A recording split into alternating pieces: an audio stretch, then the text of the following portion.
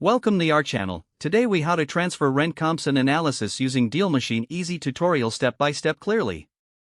To begin, open the DealMachine app on your device. Log in with your credentials if you haven't already. Once you're on the main dashboard, locate the comps section in the menu. Tap on comps to access the area where you can view and analyze rental comparisons. Select the property you want to transfer rent comps from your list. Tap on the property to open its detailed page. Here, you will see various options for analysis and property data. Look for the Add Comp or Transfer Comp button on this page. Select this option to start transferring your rent comps.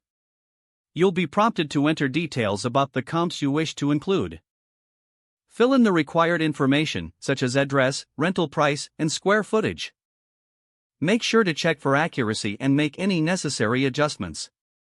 After entering all the details, save the information by tapping the Save button. You can then review the list of comps to ensure everything is correct. Next, return to the main comps section to see your transferred comps listed. If everything looks good, you may want to create a report. Look for the Report Generation option within the comps section.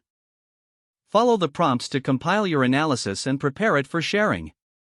Once your report is ready, you can export it in your preferred format. Now you have successfully transferred your rent comps and created an analysis using DealMachine. Review your work and keep your data organized for future reference. If the page does not load, refresh the browser or try again in a private or incognito window. Make sure you are using the correct email address, then retype it carefully to avoid small typos. If your password is not accepted, use the reset option and create a new strong password you can remember. Check your spam folder for verification or security emails, then complete any requested confirmation steps. Enable two-factor authentication if available to improve account security and reduce unauthorized access risk. After signing in, review your profile details so your contact information and settings are accurate and current. If you see an error message, note it down and try again after restarting your device and internet connection.